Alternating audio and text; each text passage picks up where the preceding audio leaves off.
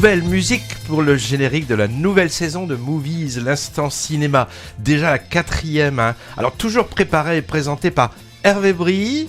C'est Bibi, je fais comme Delon. Je parle de moi à la 3e personne, mais moi j'ai passé l'été.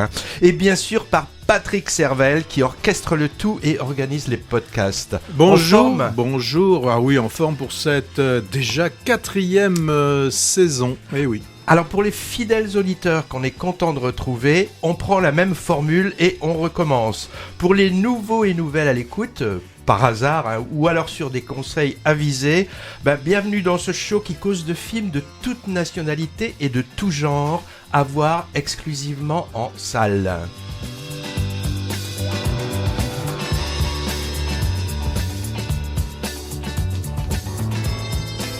Alors petit rappel, ou pas, on chronique les sorties cinéma, surtout les films à l'affiche qui nous ont plu, et on n'est pas forcément d'accord, Patrick. Ça arrive. Il nous arrive aussi de parler moins gentiment de vessies qui veulent se faire passer pour des lanternes magiques. Alors en toute subjectivité, bien sûr. Nos chroniques après diffusion sur la web radio Aquitaine RG33 sont ensuite diffusées en podcast. L'émission d'environ 1 heure peut être écoutée en intégrale pour les plus courageux et les fans hardcore, ou alors saucissonnée par film traité pour les amoureux du ciné qui aiment picorer. Le bonus de l'intégrale, c'est qu'on y entend des interludes musicaux amoureusement choisis qui ont forcément à voir avec le 7e art, genre extrait de bande originale de film ou acteurs et actrices qui chantent.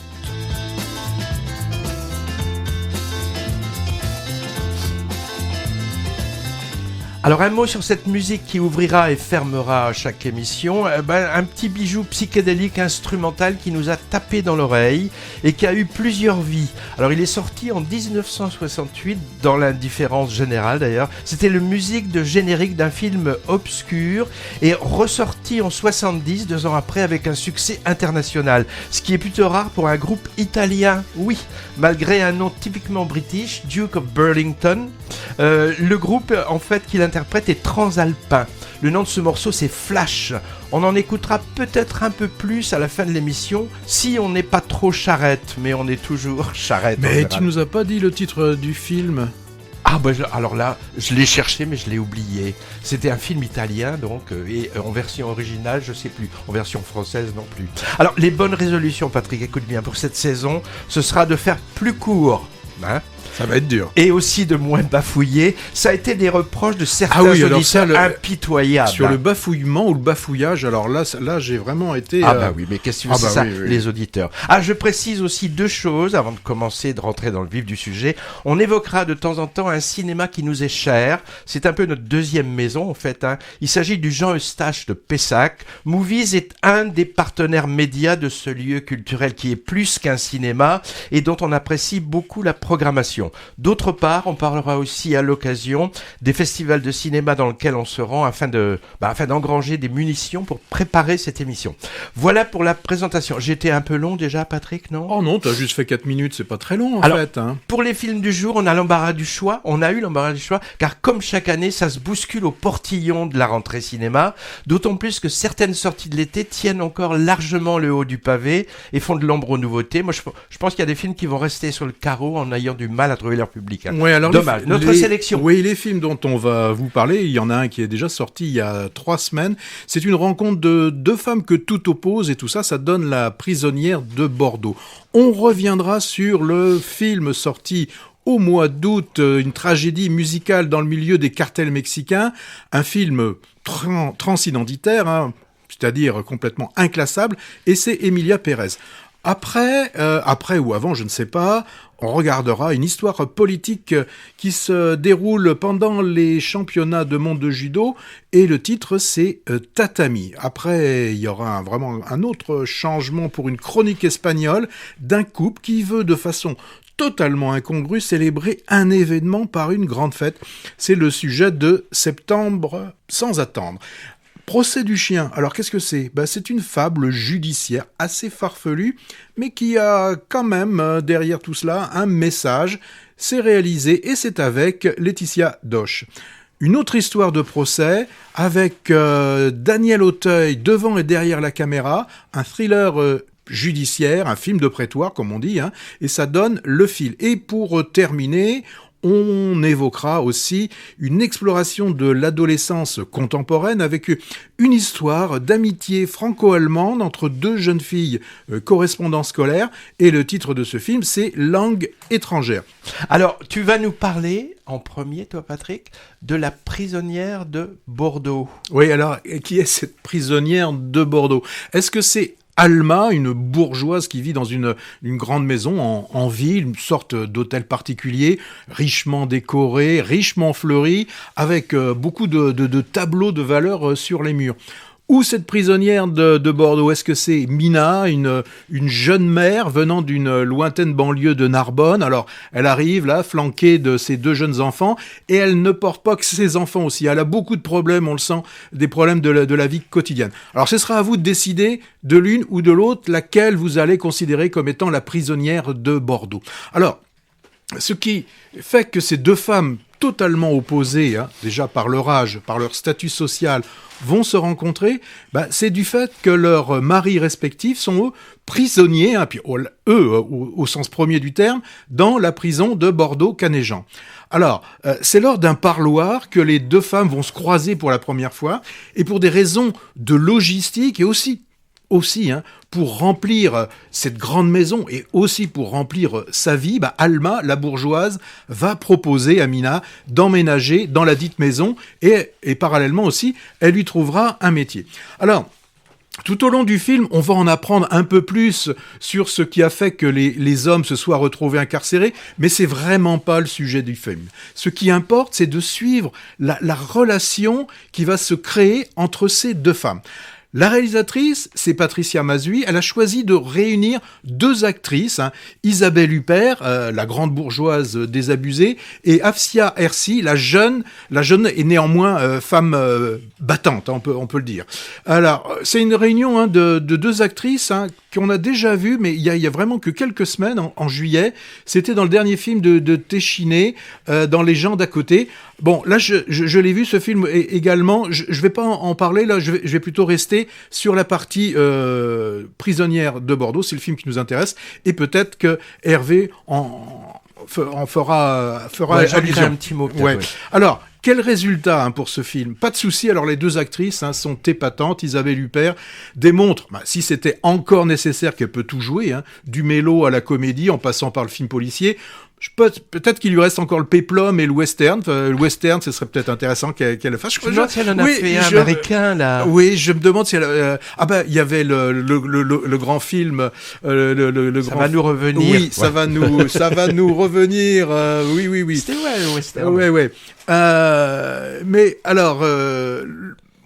Donc là, pas de souci là-dessus, hein, pas de souci. Afia Hersi aussi, hein, elle nous montre après des films comme Le Ravissement ou Borgo, qu'elle aussi, elle a beaucoup de cordes à son arc. Peut-être faudrait qu'elle aille un petit peu vers la comédie et qu'elle sourit peut-être un petit peu plus. Enfin, bon, ça c'est un conseil personnel. Elle n'a pas beaucoup de quoi à sourire dans le film. Quand même, hein. Qu'elle ne suivra pas. Moi, je trouve que le souci est ailleurs. Hein.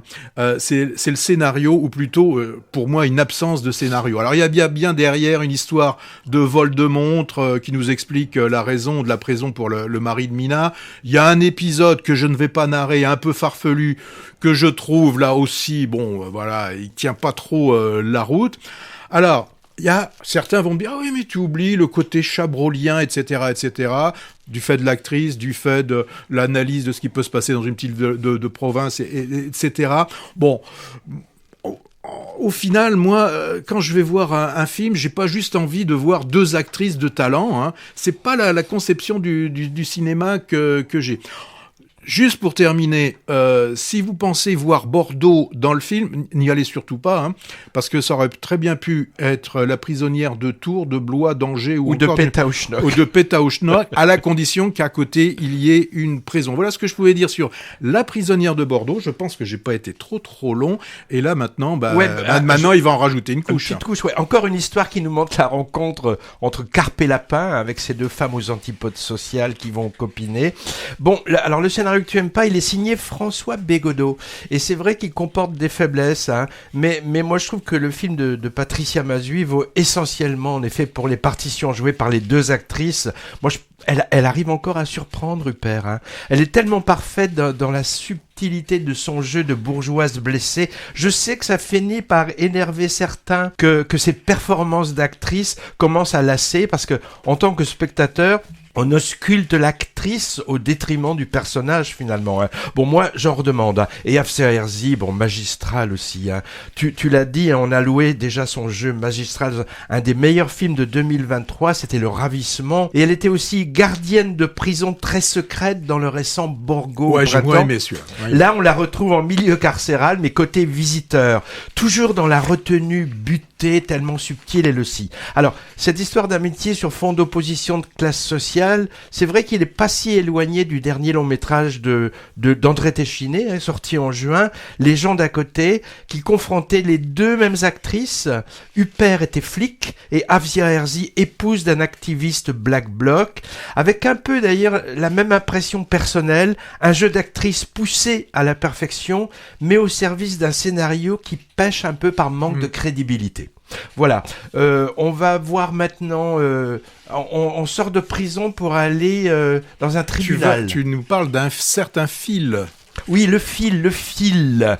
Alors, la justice, avec ses codes, sa dramaturgie, voilà un thème qui fascine le citoyen et le spectateur.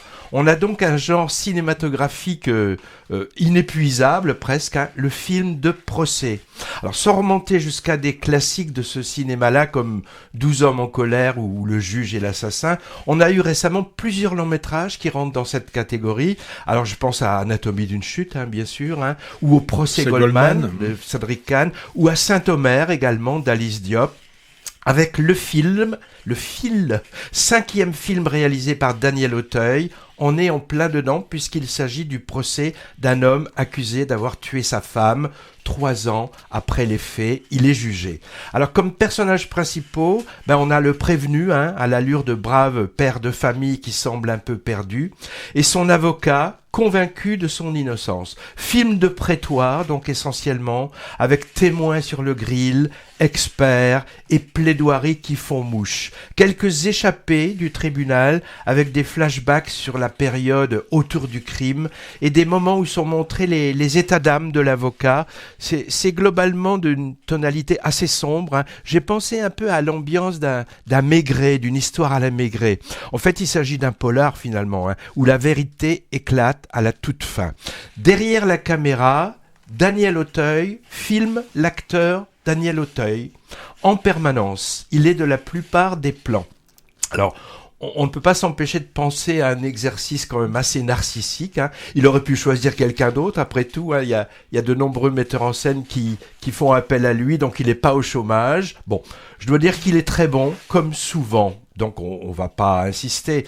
Grégory Gadebois, en accusé assez insaisissable, lui tient la dragée haute. Et puis les seconds rôles au petit poil, comme notre plus francophile des actrices danoises. Elles sont, je vais essayer de pas dire de bêtises, Sidse Babette Knudsen, découverte dans la superbe série Borgen, et qui navigue aussi dans le cinéma français. Elle était par exemple la Irène Frachon dans La fille de Brest, sur l'affaire du Mediator. Alors on a aussi assez curieusement Gaëtan Roussel, en ami et peut-être complice de l'accusé. Intriguant de voir là l'ancien chanteur de Louise Attaque, mais pas tant que ça, puisqu'il est toujours chanteur. Oui, mais il est aussi acteur maintenant, et c'est le compositeur attitré des chansons de Daniel Auteuil. Et oui, Auteuil chante et fait de la scène, et j'ai pas le droit de passer ses titres dans Movies, parce que Patrick l'aime pas. Bon, alors j'ai aussi revu avec plaisir une actrice talentueuse qui joue le rôle de la procureure, c'est Alice Belaïdi, jeune actrice que j'ai découverte dans Un petit truc en plus. Les superflus du film quand même, parce qu'il y en a. J'en ai trouvé au moins 3. D'abord, la révélation finale, elle m'a paru un peu artificielle, voire poussive, et ça concerne une thématique qui est sans doute chère à Daniel Auteuil. Je vais pas en dire plus car ce serait divulgaché. Ensuite, les scènes sans doute destinées à aérer le huis clos étouffant, de belles images de la Camargue vue du ciel, style Yann Arthus Bertrand. C'est bien joli, mais je trouve que ça fait guère avancer le schmilblick, gratuite donc. Et enfin, détail, mais quand même, l'espèce d'hommage qui semble être rendu à la tauromachie, avec des plans de torero au ralenti dont je me serais bien passé. Peut-être pour suggérer une analogie entre procès et corrida, va savoir.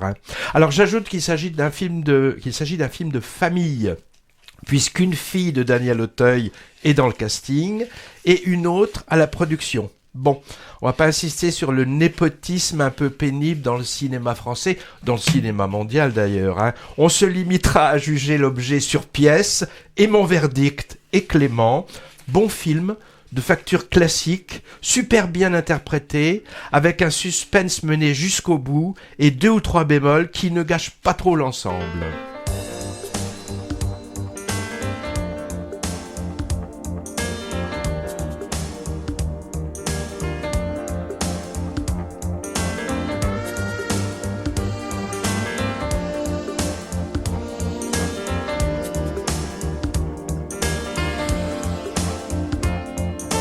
Blanc et noir, extérieur, nuit zoom sur la Jaguar. Comme au cinéma, mise au point sur moi.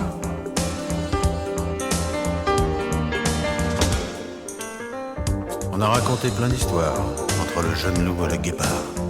C'était souvent assez banal, mais ça suffit pour faire du mal. Il y a des gros plans, des images floues. La vérité, c'est juste en dessous. Qu'est-ce qu'on peut dire d'un homme comme moi? On dit ce qu'on veut. Moi, je changerai pas. Quelques mots qui pourraient changer le scénario. Comme au cinéma, mise au point sur moi.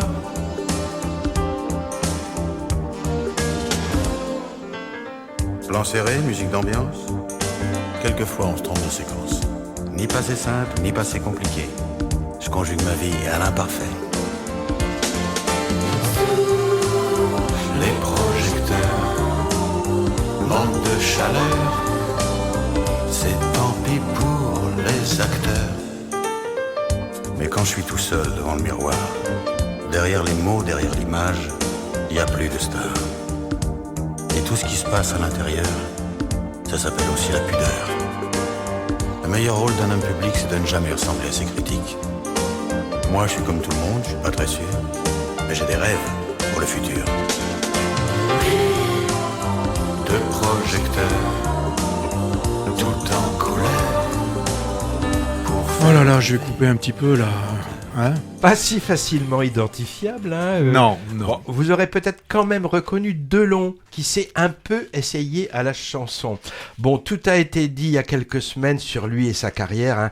Les nécrologies étaient sans doute prêtes depuis longtemps. Star de l'ancien monde, on va dire. Personnage public pas forcément sympathique sur le tard. Amitié douteuse en politique avec la PEG. Affairisme, machisme, homophobie, racisme aussi. Alors, grande vedette en Asie, il a osé dire un jour, et j'ai revu le document INA, si les Asiatiques avaient la chance d'être blancs, ils voudraient ressembler à Alain Delon. Il a dit ça en 96. Alors évidemment, il restera dans l'histoire du cinéma, en particulier pour ses 15-20 premières années de carrière, où il était, c'est vrai, magnétique physiquement et dans son jeu d'acteur. Qu'il repose en paix, mais pas avec son chien. Et bon courage aux héritiers pour la succession qui s'annonce houleuse. Alors on en a moins parlé, mais le monde du cinéma a aussi déploré cet été le décès de la grande Gina Rowlands. Gina Rowlands, c'est l'actrice forcément que l'on a vue dans le film de celui qui était son mari à une époque de Cassavetes. Moi, je me souviens surtout de Gloria. Et puis, je l'ai revue Je l'ai revu exprès cette semaine dans un épisode de Columbo avec Peter Falk, puisque C'était Peter un copain de voilà, tout ça de était des Cassavetes. copains. Et là, elle jouait le rôle d'une femme qui était en fauteuil roulant. Et même dans son fauteuil roulant, elle avait beaucoup de talent, cette Gina Rollins. Donc c'est vrai que sa disparition a un peu été éclipsée par Monsieur Delon. Mais Monsieur Delon, quand même, pour moi, il reste, j'allais dire le félin, puisque c'était un titre d'un film, Les Félins, mais le félin de Plein Soleil, de La Piscine. Celui qui a tourné 2 fois avec Lauzet, c'était L'assassinat de Trotsky et Monsieur Klein. C'est Le Guépard. C'est également aussi avec le même réalisateur, c'était Rocco et ses frères. Moi, je vais essayer Et c'est aussi plein de nanars. Je vais essayer de me souvenir de ça. Oui, des nanars, mais je vais essayer de me souvenir de cela. Et il y en avait un qu'on n'a pas forcément beaucoup vu, et il est ressorti dans un directeur cut, film de Zurlini qui s'appelle El Professeur. Oui, le professeur. Alors là, Alors, tu vas nous remettre une couche sur un film dont tu as oui, déjà parlé. Oui, c'était mais ça t'a tellement plu, Ouais. tu l'aimes tellement, c'était Emilia Ouais, Pérez. présenté à Cannes, c'est vrai que j'en avais déjà dit tout le bien, hein, et j'avais fait le pari que le film allait repartir avec des prix. Bah, j'ai eu raison, hein, il a quand même eu 2 prix. Alors le prix du jury et le prix d'interprétation pour les 3 femmes. Zoé Saldana, Carla Sofia Gascon et Selena Gomez. Alors bien sûr, j'ai aucun accent côté hispanique. Hein. Alors visuellement, c'est époustouflant. Hein. Alors c'est un film que j'avais vu en mai, que j'ai revu en août, et comme c'était dit dans la Gazette du cinéma Jean Eustache, le directeur François Aimé se posait la question. La question, c'est pas de savoir si vous allez aller voir le film, mais combien de fois vous allez aller le voir. Alors pour faire court, l'histoire, c'est alors on a Rita surqualifiée, surexploitée, qui si talent d'avocate plutôt au service d'un gros cabinet qui est plus enclin à blanchir des criminels qu'à servir la justice. Mais là, elle va avoir une possibilité de sortir de tout ça, c'est assez inespéré, c'est aider le chef du cartel, Manitas, à se retirer des affaires. On ne peut plus glauque et réaliser un plan qu'il peaufine en secret depuis des années. Et bon, là, tout le monde le sait, tout le monde a vu le film annonce, tout le monde a entendu parler du film, ça va être de devenir la femme qu'il a toujours rêvé d'être. Bon, c'est pas évident de réaliser un film avec un tel pitch, ou un tel argument, pardon, je vais essayer de parler français. Audiard n'a pas eu peur, et en plus de cette histoire qui est déjà abracadabrantesque, il y ajoute la forme qui va être une comédie musicale. Oui, j'ai bien dit une comédie musicale. Ce qui différencie quand même Emilia Pérez, par exemple, d'un Mamma Mia, c'est que les chanteurs, chanteuses, là, ne sont pas des pros, on le sent, de la chanson, et pourtant, c'est bien eux qui chantent. Alors, même si parfois ce ne sont que des chuchotements murmurés, ces morceaux musicaux et chantés, concoctés par Camille, sans effet de voix, sont pourtant tellement emplis d'émotions. Cette scène, par exemple, où la petite fille retrouve le parfum de son père, me donne encore la chair de poule et emplit mes yeux d'une certaine humidité. Bon, alors le scénario, il se promène comme des feuilletons novellas venus d'Amérique du Sud, et c'est normal, puisque ça se passe pas en Amérique du Sud, ça se passe un petit peu plus haut, puisque on est au niveau du Mexique, d'un Mexique qui a été entièrement reconstitué de toutes pièces, mais avec quel talent, dans des studios de la région parisienne. Et quelle énergie avec tous ces moments, ces morceaux dansés, chantés, qu'on aurait pu voir également aussi dans de la Moldova ou pourquoi pas du Tarantino. Film à la gloire des femmes. Audiard nous montre que pour lui, chaque film doit être une révolution dans sa filmographie, pourtant déjà très riche. C'est un cinéma audacieux, un cinéma énergique, un cinéma gourmand, avec un sujet tellement casse-gueule, mais avec un traitement qui reste cohérent dans sa folie et porté par un casting de rêve. C'est un spectacle pour tous, avec une réflexion sur ce que peut être l'autre, de la rédemption, de la vie, de la mort. C'est du vrai cinoche, c'est du cinéma. Ouais, rédemption, mais histoire de rédemption impossible finalement, c'est ça qui est intéressant. Alors Audiard Junior poursuit son parcours dans la cour des grands. Il est rarement là où on l'attend, bifurquant de thème en thème et de style en style à chaque nouveau film. Alors son western, là, Les Frères Sisters de 2018, était tourné en anglais. Emilia Pérez, thriller politique et social façon mélodrame musical est en espagnol. Alors, sujet d'actualité, comme point de départ, la transidentité, et puis festival, tu l'as dit, et les actrices étaient tellement toutes sans sas que le jury de Cannes n'a pas pu les départager. Du grand cinéma, à côté duquel beaucoup de productions franco-françaises étriquées ou qui ressassent font pâle figure, et les superbes chansons coécrites par Camille, tu l'as dit, portées par des chorégraphies magnifiques, et je trouve qu'elles sont imbriquées tellement bien dans l'histoire racontée. C'est du demi-2024, en moins nunuche, en plus explosif. En tout cas, c'est du grand art et qui surprend. Sans doute un des films de l'année à l'heure du bilan 2024. Pour moi, il est déjà au firmament pour lui. Et maintenant, alors là, de quoi tu vas nous parler? D'un procès d'un chien? Je parlais de procès d'un homme pour féminicide dans Le Fil de Daniel Auteuil, qu'on chronique aussi aujourd'hui. Et là, c'est le procès du chien. Et qu'a-t-il fait l'animal? Il a mordu un humain. Et pour la 3e fois. Et dans ce cas-là, c'est l'euthanasie, nous dit la loi. Sauf si une avocate habituée aux causes perdues se lance dans une entreprise de défense de l'animal devant un tribunal. Alors, scénario fantaisiste, vous me direz, et pourtant tiré d'une histoire vraie, d'un fait divers, oui, qui s'est déroulé en Suisse. Sauf que dans la réalité, le chien n'était pas au procès, alors que dans le film, il est présent et il cabotine un max. Comédie donc, mais avec un sous-texte sérieux et même, on pourrait dire, engagé. Devant et derrière la caméra, Laetitia Dosch, qui est, je ne savais pas d'ailleurs, elle est citoyenne suisse, et dont c'est le premier long métrage. Elle était à l'affiche cet été dans le roman de Jim, beau mélo des frères Larieux sur la paternité. Alors, lors de la présentation de son procès du chien devant le public, il y a quelques semaines, avec une sincérité touchante et une bonhomie communicative, bonhomie, je pourrais dire bonne famille, mais bonne femme c'est un peu péjoratif, donc on va parler de bonhomie. Alors elle a revendiqué le sérieux de son propos, insistant sur le fait qu'elle voulait son film porteur d'un message sur le droit animal. Par exemple, sur l'animalité que l'homme nie aux animaux domestiques, considérés comme des pluches, ou des joujoux, ou des esclaves. Elle nous a par exemple dit s'être en partie inspirée, ça m'a étonné, du roman autobiographique de Romain Gary, White Dog, Chien blanc, qui discutait de la possibilité de réformer un chien dressé pour attaquer les Noirs. Petite remarque, c'est une histoire portée sur grand écran il y a quelques mois avec un film dont on a parlé dans notre émission.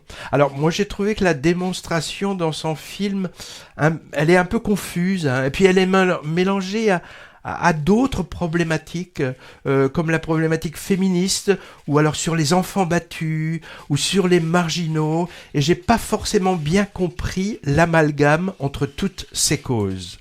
J'ai été intrigué par le sujet, qui est plutôt original, et j'ai pas mal souri, voire rigolé, mais 2 ou 3 choses m'ont un peu gêné.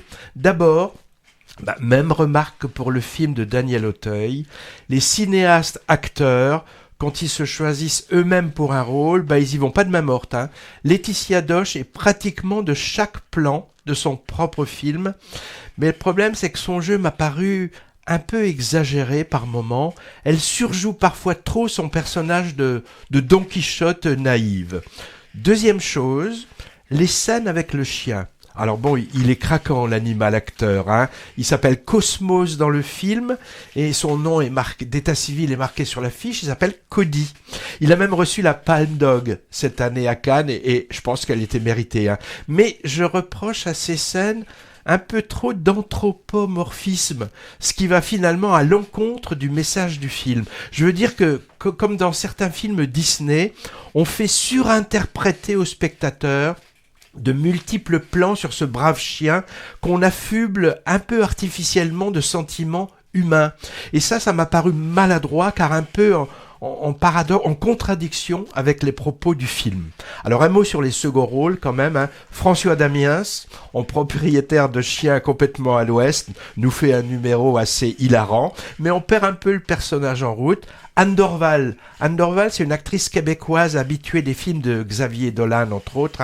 Elle apparaît dans un rôle de politicienne torve d'extrême droite. La satire, là, est franchement poussive. C'est loin d'être le meilleur du film. Et puis aussi, plus en retenue que d'habitude, Jean-Pascal Zadi, il est épatant en comportementaliste pour chien.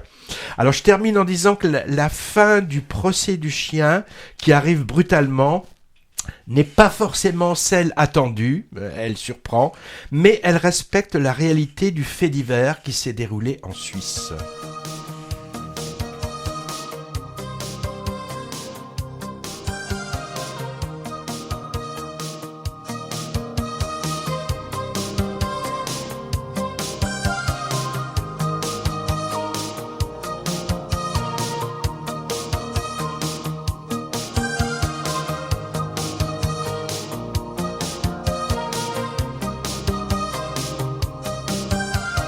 Comme elle est partie, Jim a les nerfs. Jimmy boit du gin dans sa Chrysler. La presqu'île, le boulevard de la mer est con. Comme elle est partie, attention, Jimmy tourne en rond. Hier soir encore son héroïne le serrait si fort en disant Jim. Elle était son calmant, son alcool profond. Comme elle est partie, attention, Jimmy tourne pas rond. Jimmy t'es fort mais tu pleures sur le cuir de ta Chrysler. Là-bas le soleil s'écroule dans la mer. Jimmy les filles pour le cœur, comme l'alcool et les revolvers. C'est sauter en l'air, tomber par terre. Depuis 2 ans sur Jim bossait fort pour que sa starlette bronze en rebord. Avec elle, il voulait un bébé sans vie. Comme elle est partie, attention, Jimmy veut mourir. Jimmy t'es fort mais tu pleures sur le cuir de ta Chrysler. Là-bas le soleil s'écroule dans la mer. Jimmy les filles pour le cœur, comme l'alcool et les revolvers. C'est sauter en l'air, tomber par terre. Jimmy va trop vite, Jimmy pleurniche. Il sent son parfum sur la On lui coupe la corniche. chic, ce pauvre Souchon. Entendu dans le roman de Jim. Ah bah forcément. Très beau mélo sur la paternité des frères Larieux, sorti cet été avec Guillaume Niclou, qui a insisté pour que ce titre... Karim.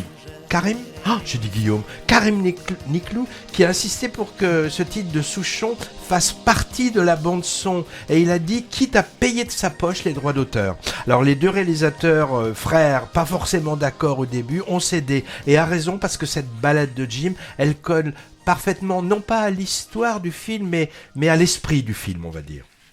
Je pense, Patrick, qu'on va aller faire un peu de judo, c'est ça ? Ah bah il dit tout lui dès le début. Il y a aucun suspense. Il y a aucun suspense. si. Bon, en tout cas, le film dont je vais vous parler, c'est un film que les Iraniens n'auront aucune chance de voir sur les écrans de leur cinéma, ni ailleurs, d'ailleurs sur aucun écran, quel qu'il soit. Pourquoi ? allez-vous me dire, et tu vas me le demander, pourquoi? Et pourquoi, Eh Patrick? ben, pourquoi? Parce qu'il y a 2 raisons majeures à cela. La première est que le film est co-réalisé par un Israélien. Donc déjà, c'est foutu. Et comme si ça suffisait pas, en deuxième lame, comme l'a écrit un quotidien conservateur iranien, alors ça je l'ai lu sur Internet parce que je le lis pas en permanence, ce quotidien conservateur iranien qui s'appelle Farnik Tegan, et qui nous dit que ce film évoque un sujet sensible. Oui, ça c'est du diplomatique. Le film nous raconte comment le gouvernement iranien va presser une athlète de déclarer forfait, et ce pour la seule raison que celle-ci risque, je dis bien, risque de rencontrer en finale une autre athlète, et là aussi un crime israélienne. Voilà. Donc tout ça c'est le sujet du film Tatami. Alors, avec un film comme ça, vous avez tout de suite compris qu'il s'agit de judo. Même Hervé qui a pas manqué qui a pas manqué une seule épreuve des JO, avait compris. Alors, une nouvelle fois, il s'agit d'un film réalisé d'après des faits réels. Bon, enfin. Pour être exact, de nombreuses athlètes iraniennes ont été confrontées à des telles pressions. Mais le film ne s'appuie pas sur un cas précis. Donc il s'agit bien d'une fiction qui a été écrite et réalisée donc par 2 personnes, Guy Native et Zaramir Ebrahimi, pour dénoncer en fait une réalité et pour montrer le courage que doivent avoir ces athlètes pour se dresser contre le pouvoir des mollahs. Donc pendant tout le film, on va suivre une judokate iranienne, Leila, et son entraîneuse Mariam, durant toutes les épreuves d'un championnat du monde de judo, avec l'intention, alors on nous parle de médaille d'or, mais là ça peut pas être une médaille d'or puisqu'il s'agit de championnat du monde, donc elle reviendrait avec, elle serait championne du monde. Mais donc, présageant que la finale puisse s'opposer à une athlète israélienne, les officiels de la République islamique vont imposer à ce que Leila simule une blessure et de fait déclare forfait.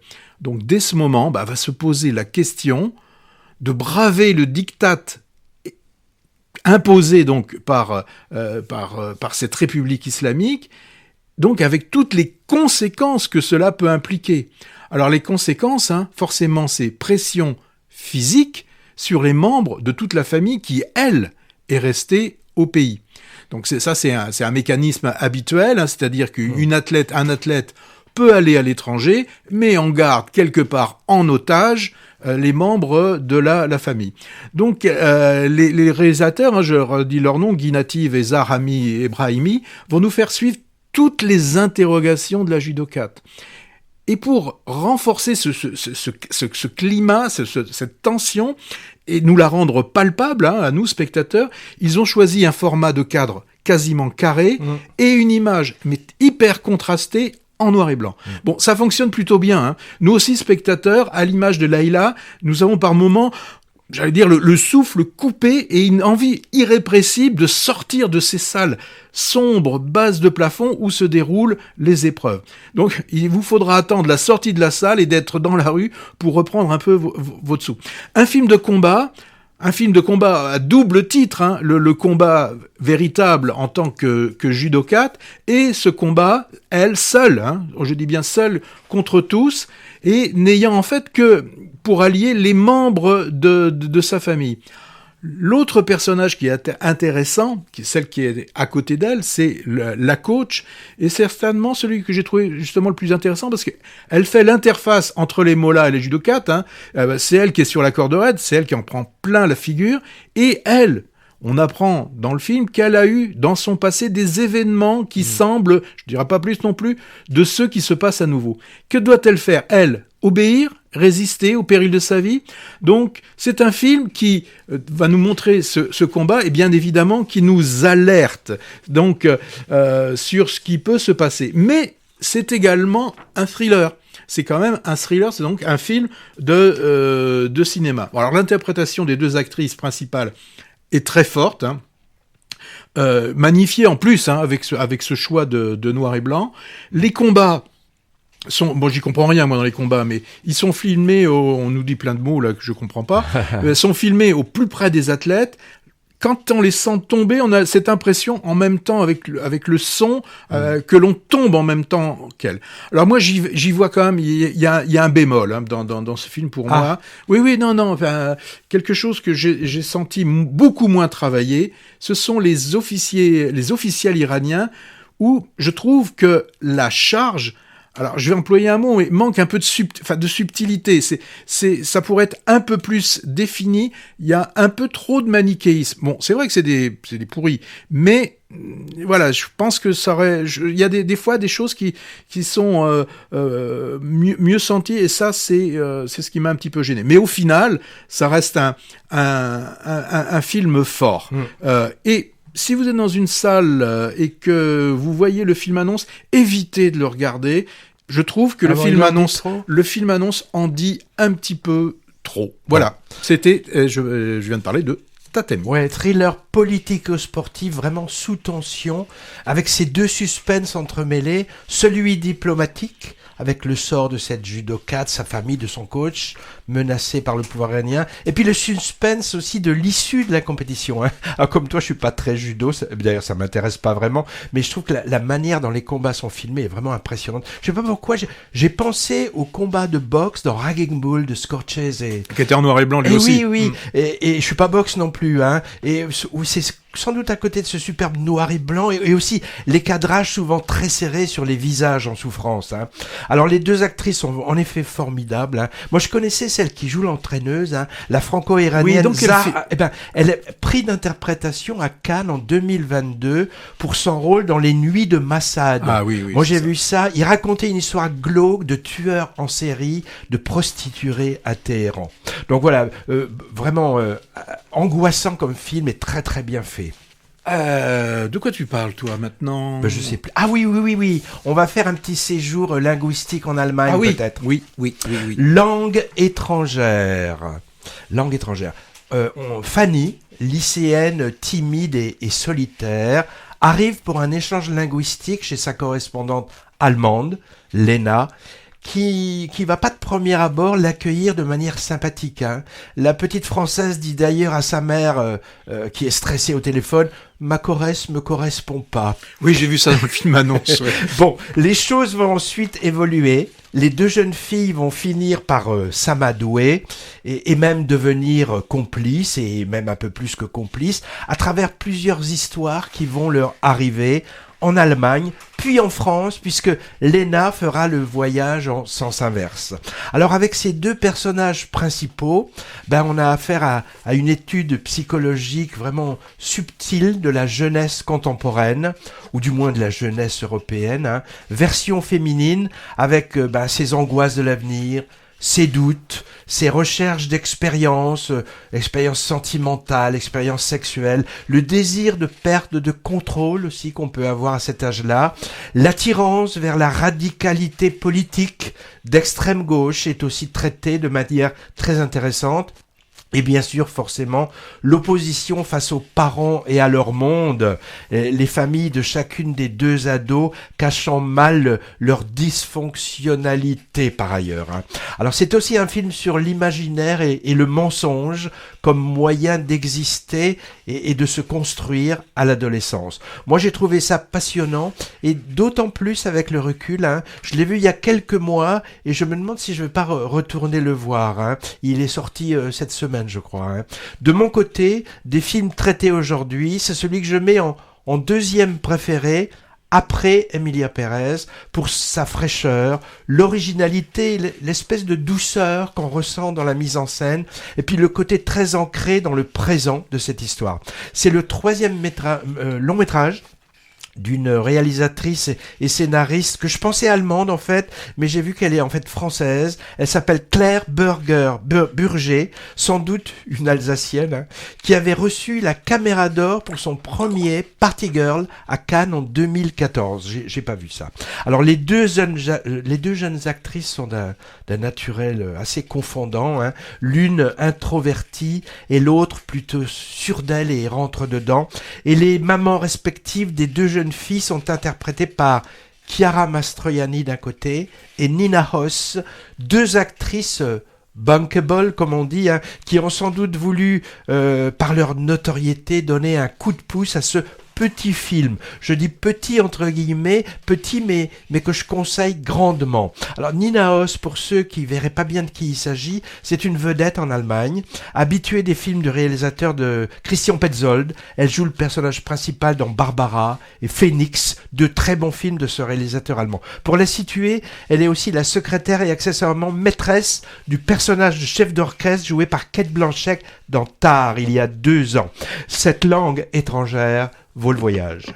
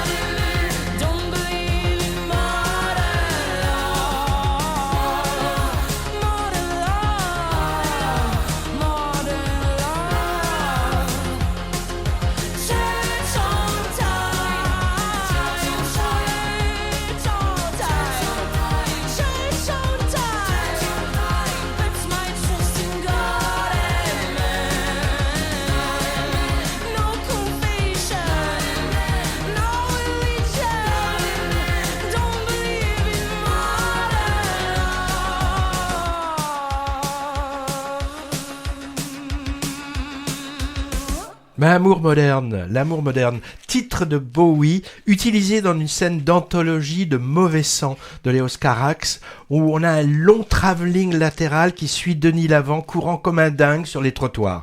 Alors scène vraiment superbe chorégraphie cinématographique, reprise sous forme d'hommage par Greta Erdvig dans son deuxième film Frances A. Alors ce Modern Love est réinterprété ici par Zao de Sagazan, qui la chante chanté lors de la soirée d'ouverture du dernier festival de Cannes, au grand plaisir d'ailleurs de la réalisatrice Greta Hadwig, présidente du jury, qui avait l'air très émue. Ah oui. Elle fait très fort cette année, cette jeune autrice, compositrice, interprète, à peine connue il y a 1 an, et que tout le monde porte au nu, avec par exemple sa participation en plus à la cérémonie de clôture des Jeux Olympiques, chantant du Piaf.